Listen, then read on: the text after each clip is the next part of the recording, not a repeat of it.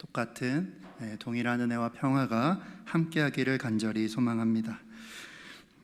오늘 말씀은 이사야서 58장 말씀입니다.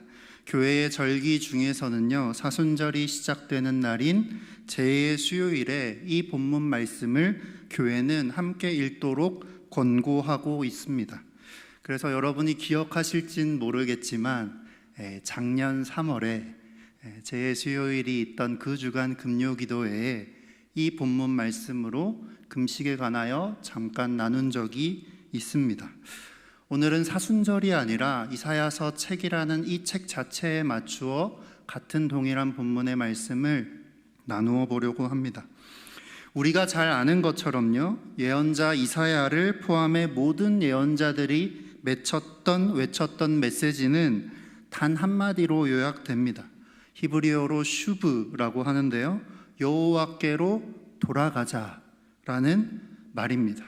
모든 예언자들이 했던 말은 그 많은 예언자들이 했던 그 이야기를 한마디로 요약하면 여호와께로 돌아와라, 돌아가자라는 뜻입니다.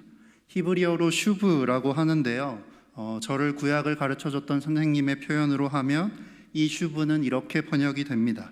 돌아와라, 돌아나간 자식들아, 이런 뜻이죠. 돌아나간 자식들아, 다시 아버지의 품으로, 집으로 돌아와라 라는 게 예언자들이 외쳤던 메시지의 요약이고 핵심이었습니다. 여러분, 우리는 이번 주부터 본격적으로 예언서를, 선지서를 펼쳐서 읽기 시작하는데요, 평소처럼 노트북도 없고 이사야서를 크게 세 부분으로 제1 이사야, 제2 이사야, 제3 이사야로 나눌 수 있습니다. 이런 이야기들, 설명들, 별다른 설명들 없이 오늘은 바로 말씀을 전하는 게 조금 어색할 수도 있지만, 사실은 이런 설명들 대신에요, 목사님, 누군가가 정말 저에게 목사님 구약의 예언서들, 예언자들의 책들을 잘 한번 읽어보고 싶은데 도움이 될 만한 책이 있을까요? 라고 물어보신다면 저는 단 한 권이라고 하면 이 책을 추천드리고 싶습니다.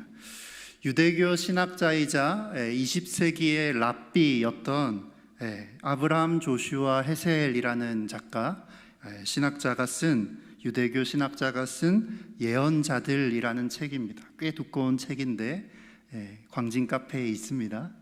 그 책인데, 이 책에서 헤셀은요, 예언자들이 하나님을 어떻게 이해했는지를 설명하면서 신인 동감론이라는 단어로 표현을 합니다. 쉽게 말하면 하나님과 인간이, 예언자들은 하나님이 가지고 계신 그 인간적인 감정들을 오롯이 그대로 느낄 줄 아는 사람들이었다라는 뜻입니다.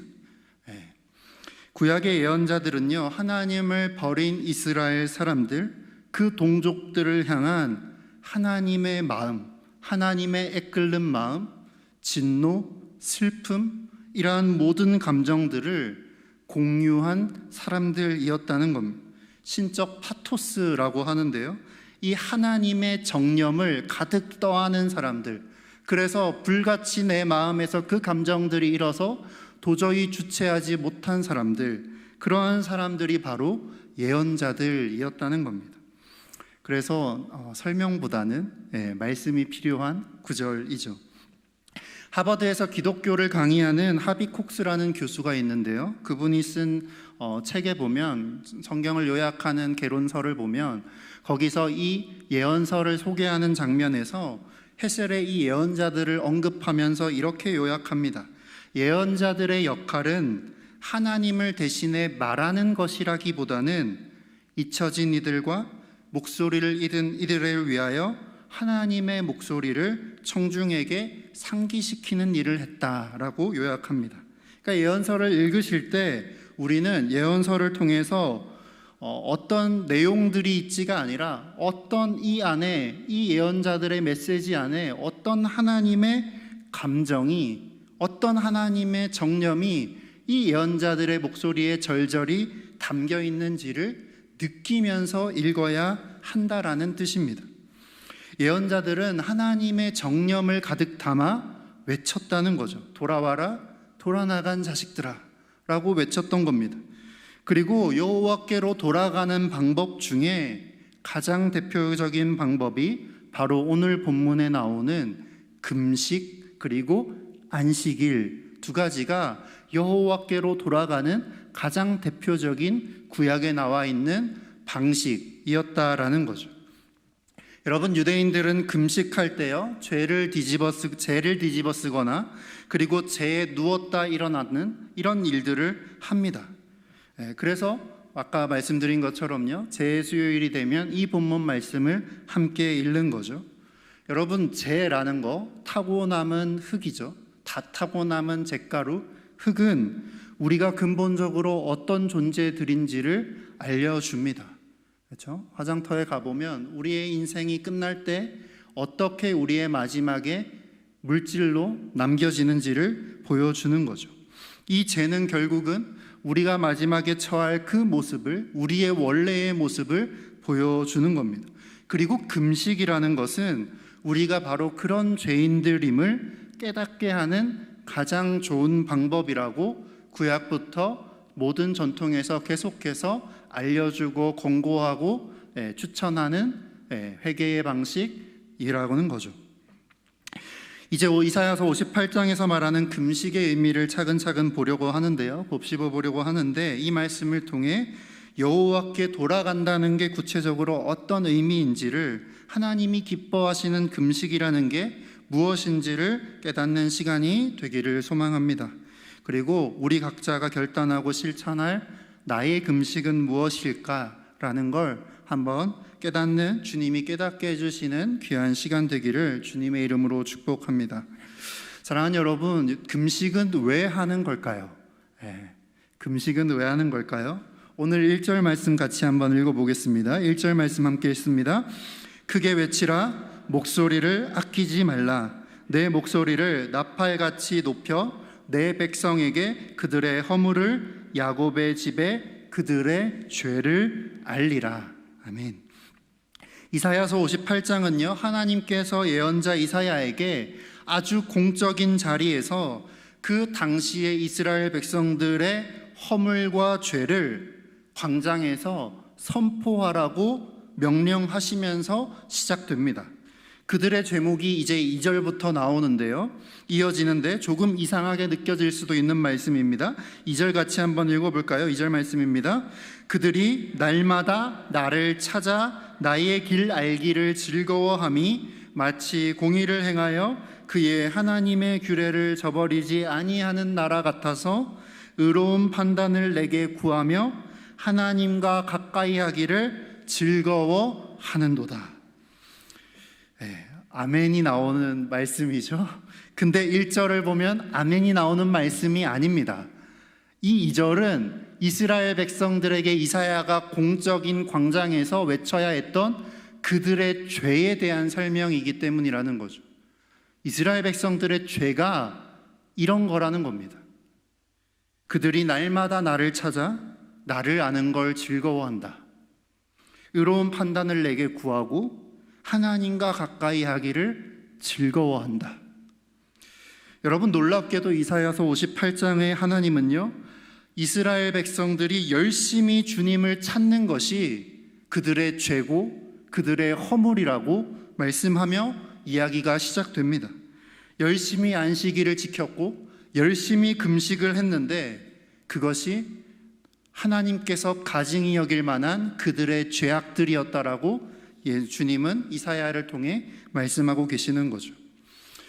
여러분, 안식일을 지키는 것, 그리고 금식하는 것, 모든 일에 있어서 주님께 의로운 판단을 구하는 것, 그런 것이 어떻게 죄가 될 수 있을까요? 하나님을 찾고 하나님을 알기를 즐거워하고 하나님께 의로운 판단을 구하고, 다시 말해 매일매일 기도하고 하나님과 가까이 하기를 즐거워하는데, 그 모든 신앙의 행위가 이사야는 하나님은 죄가 될 수도 있다라고 말씀하고 계신다는 겁니다. 그 행위들이 주님이 보시기에 가증스러운 죄가 될 수 있다라고 이야기하는 거죠. 이사야서 58장에서 하나님은요, 우리의 모든 신앙생활이 하나님을 메시지 성경 표현으로 하면요, 하나님을 역겹게 할 만큼 큰 죄가 될 수 있다고 경고하시는 겁니다. 그러니까 우리의 신앙생활을, 우리의 열심이 가득한 그 신앙의 생활들을 처음부터 다시 성찰해보라고 하시는 말씀이라는 거죠. 금식 그리고 안식일이라는 건요, 우리가 되짚어야 할 여러 신앙 행위들 중에 대표적인 것들일 뿐입니다. 예일 뿐이라는 거죠. 이것뿐만 아니라 모든 행동들을 한번 되짚어 보아야 한다는 겁니다.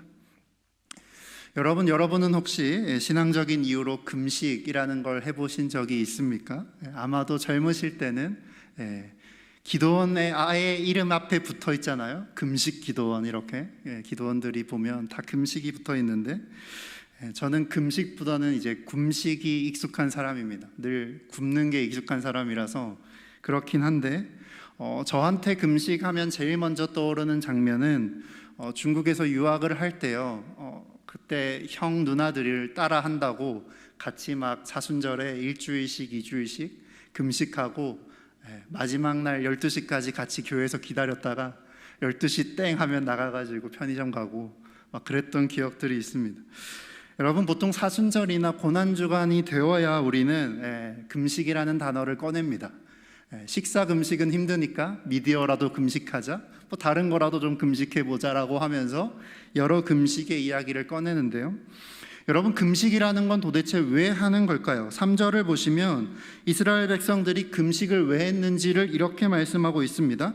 그들이 금식을 하면서 했던 기도가 3절에 나오는데, 3절에 나오는 앞에 본문 말씀 같이 한번 읽어볼까요? 우리가 금식하되 어찌하여 주께서 보지 아니하시오며 우리가 마음을 괴롭게 하되 어찌하여 주께서 알아주지 아니하시나이까. 아멘. 여러분, 이스라엘 백성들은 오늘 본문에 근거하면 두 가지의 이유로 금식을 했습니다. 첫 번째는 주님이 봐주기를 원했다는 겁니다. 굶어가며 주님이 나의 이 간절함을 봐주기를 원했다는 겁니다. 두 번째는 하나님이 봐주는 것뿐만 아니라 나의 사정을 알아봐 주기를 원했다는 겁니다. 쉽게 말해 그들이 금식을 하고 스스로 괴롭게 만들었던 이유는 나의 그 괴로움을 통해 하나님께 호소하기 위해서였다는 거죠. 흔히 드라마를 보면, 그렇죠? 드라마에 나오는 것처럼 결혼을 반대하는 부모님들을 설득하기 위해서 어떤 일들을 하죠? 단식 투쟁을 하잖아요. 막 방에 들어박혀가지고 안 먹어 이러면서 버티는 이야기가 옛날에는 참 많았던 것 같은데, 그런 거죠. 나의 바람을 이루기 위해 단식 투쟁을 하는 겁니다. 그런 일을 하고 있다는 거죠. 여러분, 우리는 어떻습니까? 우리의 신앙생활을 돌아보아야 한다는 거죠. 바로 이 지점에서요. 여러분은 왜 금식하시고, 여러분은 왜 기도하시고, 여러분은 왜 이렇게 신앙생활에 이 수요일 밤에 8시 드라마를 포기하며 이곳에 앉아서 주님을 찾고 계신 겁니까? 여러분, 금식뿐만 아니라 대신 모든 다른 신앙생활을 집어넣어도 똑같이 적용할 수 있는 겁니다. 우리는 왜 기도할까요? 우리는 왜 봉사할까요? 여러분, 우리는 왜 주일, 수요일, 금요일 새벽마다 예배를 드리는 걸까요? 여러분, 이스라엘 사람들은요, 오늘 본문을 따르면요, 하나님께서 봐주시길 원했던 겁니다. 하나님이 나를 알아주길 원했던 겁니다. 그래서 이 일을 하고 있다는 겁니다. 금식하고 기도했습니다. 안식일도 지킵니다. 그런데 여러분, 나는 나름대로 주님이 좀 알아봐 주길 원해서, 알아주시길 바래서 애쓰는데 하나님께서 날 보고 계신 것 같지도 않고 내 노력을 알아주지도 않는 것 같을 때가 참 많다는 거죠. 참 열심으로 주님 단식 투쟁하는 듯이 간절하게 주님을 찾지만 하나님은 내 삶에서부터 한 발짝 물러난 것처럼 느껴질 때가 참 많습니다. 그러자요, 이 사람들은요, 이 이스라엘 백성들은요, 단식 투쟁을 하는데도 내 메시지가 하나님께 닿지 않는 것 같자 곧바로 다음 행동을 취합니다. 여러분, 우리가 아직 3절을 끝까지 읽지 않았다는 걸 명심해야 됩니다. 13절 단 한 절이 끝나지도 않은 사실을 기억하며 우리 3절 전체를 같이 한번 읽어보겠습니다. 시작. 우리가 금식하되 어찌하여 주께서 보지 아니하시오며 우리가 마음을 괴롭게 하되 어찌하여 주께서 알아주지 아니하시나이까. 보라, 너희가 금식하는 날에 오락을 구하며 온갖 일을 시키는도다. 여러분, 보라, 너희가 금식하는 날에 라는 말은 무슨 뜻인가요? 그들이 금식한다고 하면서도 얼마나 인내할 줄 모르는 사람들인지를 대번 보여주는 겁니다. 이 기도가 채 끝나기도 전에, 이렇게 주님 봐주십시오라고 말하고 하루가 지나기도 전에, 주님 응답하지 않아?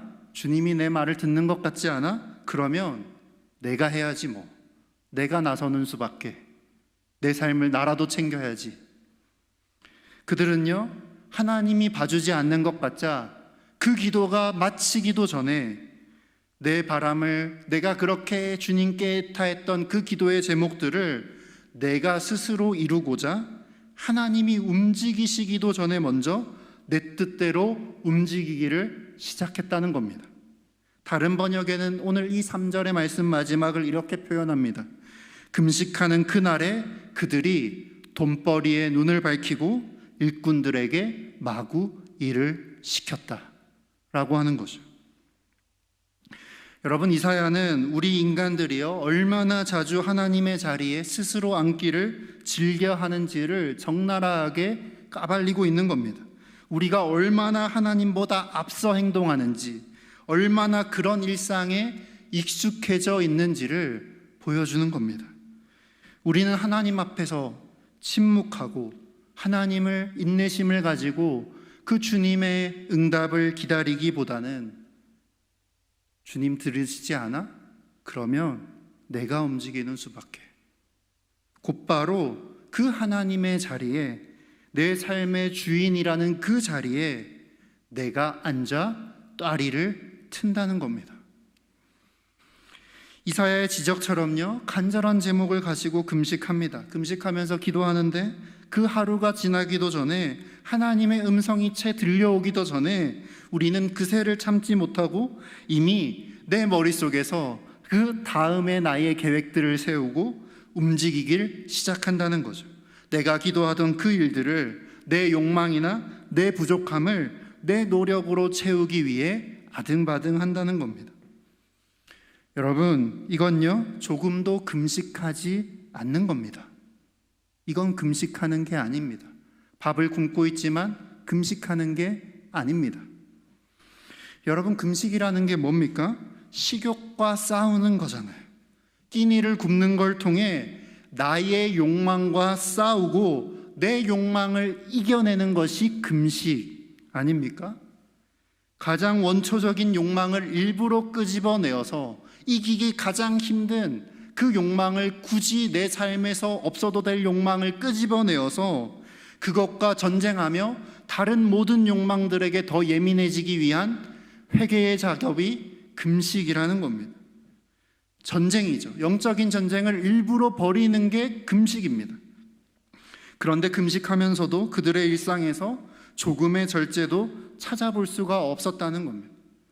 오히려 그들은 금식마저, 안식일마저, 다른 모든 신앙의 행위들마저 하나님 봐주십시오, 하나님 봐주지 않으면 내가 해야죠 라고 하며 자기의 욕망을 성취하는 도구로 왜곡시켰다는 거죠. 왜 그렇게 그들이 빨리 움직였습니까? 하나님보다 내 욕망이 지금, 내 기도가 더 간절하고 내 해결해야 할 문제가 더 앞서 있기 때문입니다. 앞서 말씀드린 아브라함, 조슈아, 헤셀이라는 분은요, 예언자들이라는 책 외에도요, 유대인이 지키는 안식일의 의미를 설명하는 책인 안식이라는 유명한 책을 썼습니다. 역시 우리 책방에 있습니다. 거기서 헤셀은 이렇게 말합니다. 안식일에 대한 의미를 설명하면서 이 책을 단 한마디로 요약하면 이렇게 요약할 수 있습니다.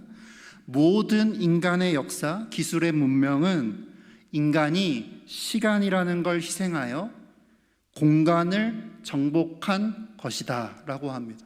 시간을 들여서 눈에 보이는 공간들을 채워나간 게 인간의 역사라는 겁니다.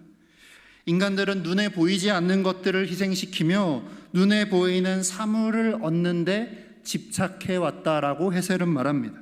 그리고 그렇게 인간들이 문명을 발전시킨 결과를 헤셀은 이렇게 정리하죠. 심지어 그러다 보니 우리는 하나님까지도 사물로 여긴다라고 이야기합니다. 여러분, 항상 무언가 보이지 않는 걸 사용해서 보이는 걸 만들어내는 게 익숙한 우리들은요, 나와 내 주변의 사람들을 대하듯이 하나님도 똑같이 대합니다. 어느새 하나님까지도요, 내 공간 안에 가두고 내 바람대로 내가 원하는 무언가를 만들어내기 위해 이용하려고 한다는 거죠. 어떻게요? 열심히 신앙생활하며 그 노력을 재물 삼아 하나님께 당당하게 요구하는 겁니다. 하나님, 내가 이렇게까지 하는데, 주님 앞에서 이렇게까지 열심을 보이는데 주님도 나에게 그에 마땅한 응답을 보여주셔야지요 라고 말한다는 겁니다. 사랑하는 여러분, 하나님은 이들의 열심이요, 그 신앙적인 활동들이요, 하나님께서 기뻐하시는 금식이 아니었다라고 분명하게 선언하십니다. 선언하실 뿐만 아니라 그 이유가 무엇인지를 아주 구체적으로 조목조목 친절하게 설명을 해주십니다. 주님은 말씀하시죠. 지금 그들은 금식을 해야 되는 게 아니라 오락을 줄여야 했다는 겁니다. 금식을 해야 할 게 아니라 너희가 해야 할 건 너희의 일상의 오락을 줄이는 거였다라고 하는 거죠. 너희가 해야 할 건 너희만 안식일을 지키는 게 아니라 너희와 연결된 모든 사람들이 주님 앞에서 쉼을 얻도록 하는 것이었다라고 말합니다. 너만 쉬는 게 아니라 네 주변에 힘들게 있는 그 모든 사람들이 함께 쉬도록 너가 무언가를 했어야지. 그게 안식일이 아니니라고 이야기한다는 거죠. 주님은 우리가 그렇게 해야 할 책임이 있다고 말씀하시는 거죠. 다시 금식이라는 주제로 돌아가 보면요, 여러분, 그러면 하나님께서 기뻐하시는 금식이라는 건 어떻게 하는 걸까요? 다양한 이유가 있겠지만 성경에서 금식이라는 건 회개라는 행위와 연결되어 있습니다. 구약에 나오는 거의 대부분의 금식들은요, 회개라는 맥락에서 나옵니다. 고통 중에 주님께 참회하고 돌아간다라는 의미에서 금식을 해왔다라는 거죠. 상징적인 의미에서요. 그래서 이 회개라는 건 돌이킴을 의미하는데요, 이전과 다른 방식으로 사는 걸 의미합니다. 회개, 메타노이아라는 건 가던 그 길을 멈추고 다른 방향으로, 다른 목적지를 향해 방향을 틀어 한 발짝 한 발짝 내딛는 게 회개라는 거죠. 돌이킴이라는 겁니다. 돌아섬이라는 겁니다. 예전과는 전혀 다른, 바울의 표현으로 하면 고린도후서에 있듯이 완전히 새로운 존재가 되어 일상을 이전과는 다르게 새롭게 살아가는 것이 회개이고 참회이고 그리고 돌이킴이고 금식이라는 겁니다. 여러분, 모든 돌이킴에는요, 방향이라는 게 있습니다. 그리스도인들이 돌이켜야 할 방향이 있다는 거죠. 우리가 금식하고 회개할 때 우리는 언제나 가리켜야 할, 바로 잡아야 할 방향이 있는 겁니다. 어떤 방향이죠? 예언자들이 외쳤던 그 방향입니다. 하나님께로 돌아가는 거죠. 하나님께로 돌아가는 겁니다. 그런데 하나님께로 돌이킨다, 여기에는 한 가지 숨겨진 가로가 있다는 거죠. 오늘 본문의 말씀에 보면요, 그게 뭐냐면 하나님께로 돌이키려면, 하나님께로 돌이키기 전에 그 내가 원래 지금 열심히 추구하고 있던, 내가 열심히 달려가던 그 방향을 일단 멈춰 세워야 한다는 겁니다. 달리고 있는 그 길을 멈춰야 한다는 겁니다. 우리가 달리는 대부분의 길은 단 한마디로 요약됩니다. 우리는 대부분 나를 위해 사는 거죠. 우리가 하는 그 모든 행동들은 나를 위해 하는 겁니다. 그러니까 방향을 돌이킨다는 건 먼저 멈추는 건데, 뭘 멈추는 겁니까?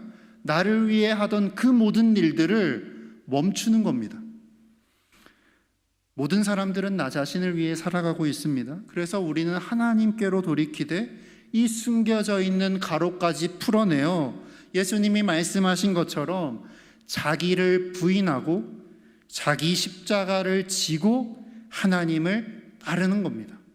그냥 하나님을 따르는 게 아니라 주님을 따르는 그 길에는 자기를 부인하고 자기 십자가를 지고 따르는 것까지가 돌이킴의 완성이 되는 거죠. 여러분, 금식이라는 건 돌이킴의 표현이라고 했습니다. 돌이킴을 상징적으로 보여주는 행동이라고 했습니다. 그래서 참된 금식이라는 건 뭐냐면 본질적으로 나와의 투쟁입니다. 나와 싸우는 겁니다. 여기서 나는 어떤 나입니까? 하나님의 뜻과는 멀어져 있는 나입니다. 자꾸만 하나님의 뜻과는 멀어져 가는 나입니다. 계속해서 주님으로부터 멀어지고 있는, 이제는 습관이 되고 관성이 되어 생각하지 않고 살아가는데 점점 주님과 멀어져 가는 그 나, 주님 뜻대로 살지도 않고 그렇게 살고 싶어 하지도 않는, 돌이키려고 하니 불편한 게 너무 많아져 버린 그런 나와 싸우기를 시작하는 겁니다. 그런 나와 싸우고 그런 나와 작별하는 것들이 바로 주님이 기뻐하시는 금식이고 기도다, 안식일이다 라고 주님은 말씀하신다는 거죠. 그러니까 하나님께서 이사야를 통해 말씀하고 싶은 건 하나님께로 돌이키라는 건데, 결국 하나님께로 돌이키기 위해 먼저 너희가 너희 스스로와 좀 싸워라고 말씀하시는 겁니다. 9절과 10절 말씀 함께 읽어볼까요? 그들이 싸워야 할 것들입니다. 9절과 10절 같이 한번 읽어보겠습니다. 내가 부를 때에는 나 여호와가 응답하겠고 내가 부르실 때는 내가 여기 있다 하리라. 지금 앞에는 말씀드렸죠. 주님을 찾지만 주님이 듣지 않겠다 하다가 이제는 듣겠다 하십니다. 어떻게 하면요? 그 다음부터 만일부터 읽습니다. 만일 내가 너희 중에 멍에와 손가락질과 허망한 말을 제하여 버리고 줄인 자에게 너의 심정이 동하며 괴로워하는 자의 심정을 만족하게 하면 내 빛이黑暗 중에서 떠올라 내 어둠이 낮과 같이 될 것이다 말씀하십니다. 이 9절과 10절은 하나님이 정말 기뻐하는 금식이, 하나님이 정말 기뻐하시는 안식이, 하나님께서 정말 기뻐하시는 신앙의 생활들이 어떤 것인지를, 바른 방향이 무엇인지를 보여주고 구체적으로 설명해 주고 있습니다. 요약하면 이런 거겠죠. 내 삶 속에서 내가 열심히 세워가던 나의 나라를, 그 이기심을 무너뜨리라는 겁니다. 나를 보지 말고 내 주변을 좀 보고 하나님을 보고 하나님의 사람들을 좀 둘러보자는 겁니다.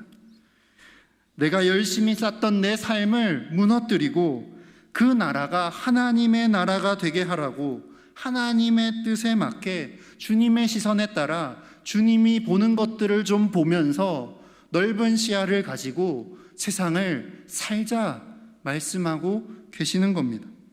이것이 주님이 기뻐하시는 금식이라고 이사야는 말합니다.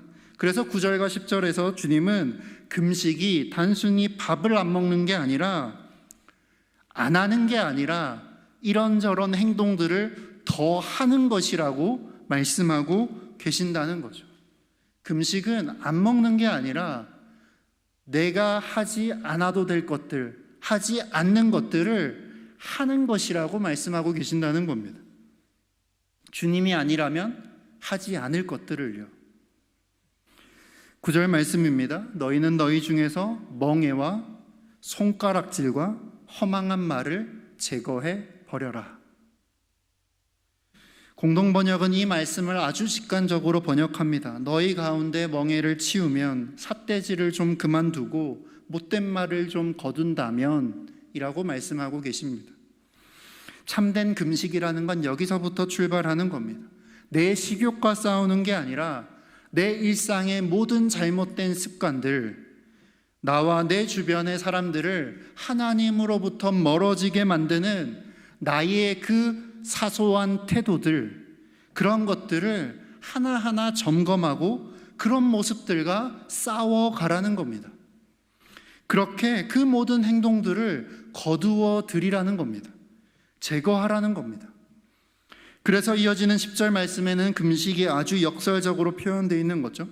굶주림이라는 금식을 주님은 10절에서 이렇게 표현합니다. 진짜 금식은 뭐냐면 굶주리는 게 아니라 서로의 굶주림을 채우는 거야 라고 말씀하시는 거죠. 참된 금식은 굶주리는 게 아니라 네 주변을 돌아봐서 굶주리는 이들을 채우는 거야, 먹이는 거야 라고 말씀하고 계신다는 겁니다. 6절과 7절을 메시지 성경으로 읽어드리겠습니다. 내가 찾는 금식은 이런 것이다. 불의의 사슬을 끊어주고 일터에서 착취를 없애고 압제받는 자를 풀어주고 빚을 청산해 주는 것이다. 굶주린 자들과 음식을 나누어 먹고 집 없는 자들에게 집으로 초대하며 헐벗어 추위에 떠는 자들에게 옷을 나누어 주고 혈육을 외면하지 않는 것이다 라고 말씀하십니다. 정리해 보면 금식이라는 건요, 아주 구체적인 일상에서, 그것도 하나님의 뜻대로 흘러가지 않는 일상에서 하나님의 뜻을, 하늘의 뜻을 오늘 이 땅에서 이루어내기 위해 발버둥치는 모든 행위가 금식, 주님이 기뻐하시는 금식이라는 겁니다. 왜요? 그렇게 이루어내려면 나와 나의 욕망과 싸워야 하기 때문이니까요. 여러분, 이런 맥락에서 보면 오늘 말씀 속에 이스라엘 백성들은요, 금식을 한 게 아니었습니다. 그들은 금식을 한 게 아니라요, 단식투쟁을 했습니다. 금식과 단식투쟁이 뭐가 다르죠? 금식은 나의 욕망과 싸우는 것이고요, 단식투쟁은 내 욕망을 이루어내기 위해 그 굶주림을 무기로 삼는 것입니다. 이 두 가지는 다른 겁니다. 물론 이스라엘 백성들이요, 처음부터 그러진 않았을 겁니다. 하지만 신앙생활이 쌓이고 일상화되고 쌓여가며 언제부터인가 처음 지켜갔던 그 뜨거운 안식일과 본래적 의미의 금식은 다 잃어버리고, 알맹이는 잃어버리고 이제 종교적인 껍데기만 남다 보니 이제 그 껍데기를 내 욕망으로 뒤집어 씌워 채우려고 하는 거죠. 껍데기만 남다 보니 빈 공간이 생기는데, 그 빈 공간을 채우려고 하다 보니 하나님이 채워야 할 공간을 내 욕심이, 내가 하고 싶은 그것이 채워버리는 겁니다. 그렇게 채운 이스라엘 백성들의 바람이 무엇입니까? 이런 겁니다. 한마디로 요약하면요, 이사야가 지적하는 이스라엘 백성들의 그 근본적인 죄를 한마디로 요약하면 각자가 받고 싶은 복을 받는 것입니다. 하나님은 이사야의 입을 빌려서 이스라엘 백성들에게 묻습니다. 그리고 우리에게 묻고 계십니다. 너희들의 신앙생활이 하나님의 능력을 이용하고 하나님을 이용해서 너희의 나라를 세워가려는 건 아니니? 라고 묻고 계시는 겁니다. 나를 위한 신앙생활이어야지. 근데 너의 그 모든 신앙생활들이 결국은 나까지도 이용해서 너의 삶을 네가 원하는 대로 만들고 싶은 거 아니니? 라고 물으시는 겁니다.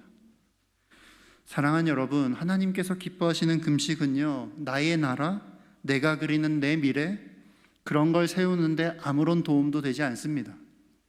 오히려 내가 세운 모든 미래를 무너뜨립니다.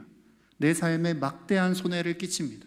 주님은 우리에게 평화가 아니라 칼을 주러 오셨다 말씀하십니다. 왜 손해입니까? 왜 칼을 들어야 합니까? 바울이 말합니다. 새 것이 오기 위해선 옛것은 무너져 내려야 한다 라고 했기 때문입니다. 그래서 예수님은 내가 평화가 아니라 너희에게 칼을 던지러 왔다고 말씀하시는 거죠. 왜냐? 신앙생활은 주님께 돌아가는 것인데, 주님께 돌아가려면 기본적으로, 근본적으로, 본질적으로 우리는 우리 스스로와 계속해서 싸워야 하기 때문입니다. 영적 전쟁이 우리 신앙의 기본이기 때문입니다. 여러분, 정말로요, 내가 아주 내 삶의 사소한 것까지 모두 주님의 뜻대로 실천하며 산다고 생각해 봅시다.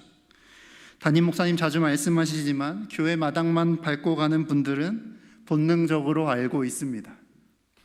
조금 더 교회에 있다가는 분명 나에겐 내가 바라지 않던 무언가가 생길 거야.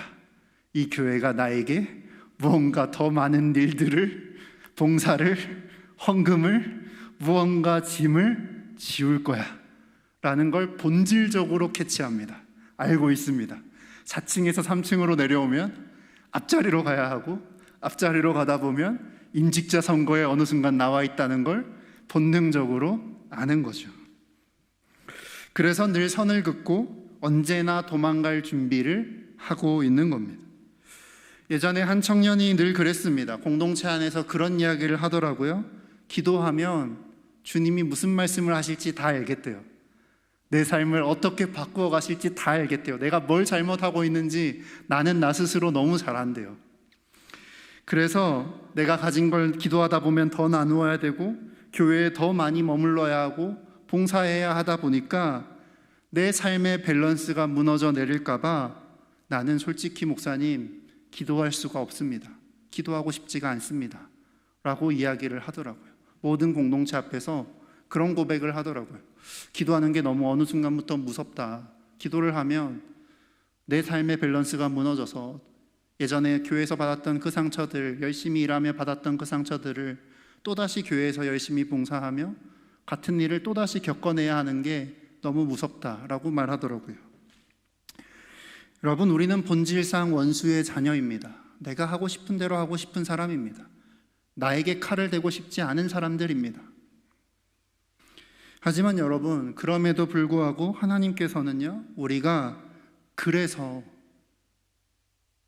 형식적인 신앙생활만 반복하며 자기를 속이며 포장하며 신앙생활을 이어가기를, 알맹이 없는 신앙생활을 이어가기를 원치 않으십니다. 주님은 주님이 기뻐하시는 금식을 행하자 말씀하십니다. 초대하십니다. 우리의 삶에서 구체적인 변화를 만들어내기를 바라고 계십니다. 우리 안에 있는 나쁜 습관과 나쁜 습성들을 싸워 물리쳐 이겨내기를 바라고 계십니다.